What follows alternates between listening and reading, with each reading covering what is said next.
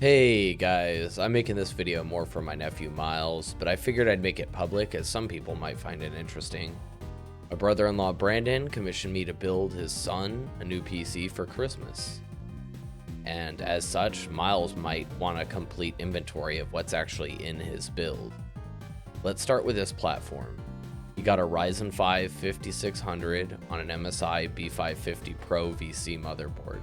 He got a Silicon Power 1TB NVMe, an XFX Swift RX 6600, 32 gigs of 3600 MHz G-Skills Ripjaws RAM, and for his power supply, I went with a basic bronze 500 watt from Cooler Master.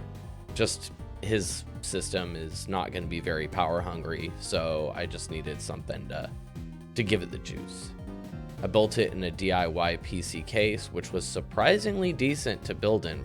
I went with it because it came with 3 fans and a hub. I wanted to share a little bit of the build process so Miles can appreciate what went into putting it together. I filmed this on my phone and it gave me a whole newfound respect for tech YouTubers who routinely build PCs while holding cameras. I always take the case out and drop the panels safely in the box while I build to protect the tempered glass especially. The CPU has a little triangle in the corner that you line up with the triangle on the socket underneath. It drops right in, and then you just drop this little lever to lock it in place. Your hard drive's hidden in this little slot in your motherboard. I covered it with the black heatsink that keeps it running cool. This motherboard has another slot if you decide to add another drive like this in your PC. I then opened the brackets and dropped in the RAM. They line up only one way. You'll be able to see from the pins below, and you'll hear a click when the RAM clicks in place. I stopped recording for the cooler installation because this is a bear to get on. This was my original cooler from my 2700X, and it's a better cooler than the one that comes with the 5600, so I figured I'd throw it in for the bling. The hard part of building this PC is plugging in all the cables on the motherboard, and I didn't film this part, partially because I didn't want video evidence of my cable management in the rear of the case. It's built, and that's the important part. So now he could see the basics of what his PC assembly looked like. I'm gonna run through some of the basics of PC gaming. Today I helped him plug in his DisplayPort cable and set up FreeSync. This is step 1. Again, to reinforce what I told him today, henceforth in the game settings, he should always make sure VSync is turned off, as this will work against FreeSync. When you right click on your desktop, you can click Display Settings. Here you'll see the resolution your screen is set at, which should be 1920 by 1080 for his monitor. If you click on Advanced Options, you can set your refresh rate. Make sure it's set at 144 Hz. This will be the smoothest experience for you, Miles. All of your games will be installed on your C drive right now, but in the future, if you want, you can add another hard drive and I can walk you through formatting it. When you turn on a game, it will try and set what it thinks are the best settings for your PC.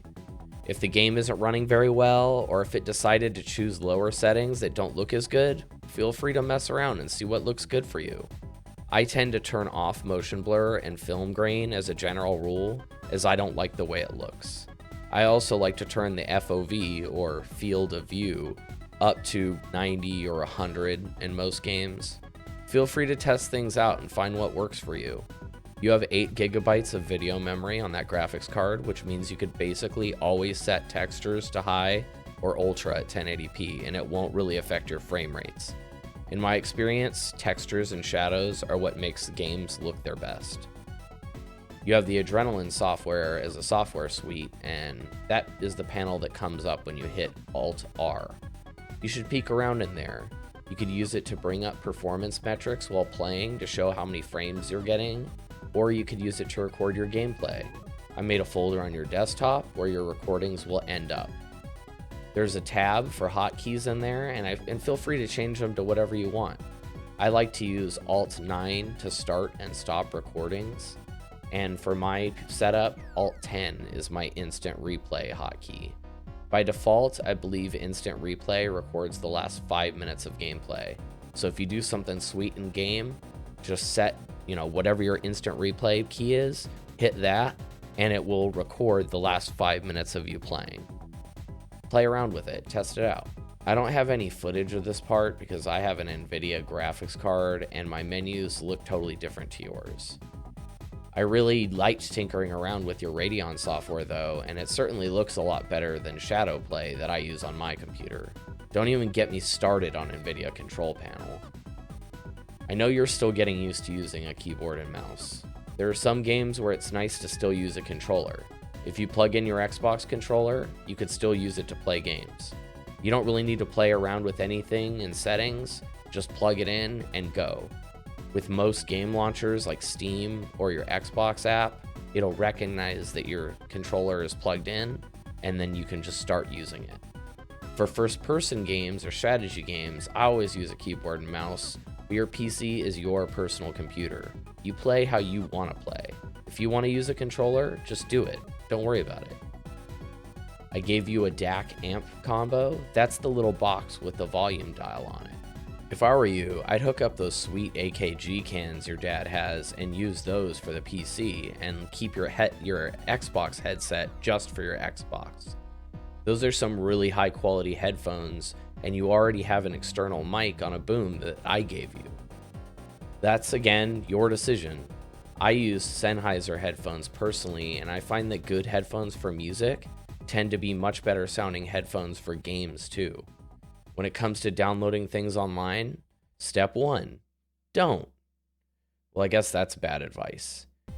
If you are going to download from somewhere though, make sure you're downloading from a trusted source. Your programs are going to be Windows 10 64-bit. That is what your operating system is.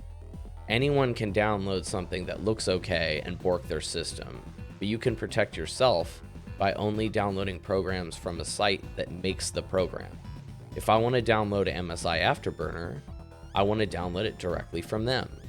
If I search for it on Google, there are lots of places I can download it, but I want to go directly to MSI. This is how you can get got. I'm not going to get it off of filehorse.com. If you're ever concerned about it and you're not sure if you should download something, hit me up on Discord, bud. I'll be here. Thanks to your dad's generosity, you're a new member to the glorious PC master race.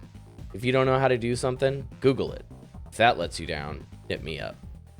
Part of the fun of having a PC is that it's personal to you. You can tailor it to your liking. Take the time and teach yourself something new every day. Pretty soon, you'll be a master. Congratulations, man. Have a Merry Christmas, my dude. To my subs, I've been busy with family stuff, but I've made some progress on my Beyond Good and Evil video. I'm going to try and get it out by end of the month, but I'm not going to kill myself over it either. Thanks a lot for everyone. It's been a great year for me, and I hope it's been great for everyone else too. And just again, congratulations, Miles. I'm super stoked. You're a great kid. And just remember to be nice online. And if someone's not nice, mute them. They give you a mute button for a reason, my man.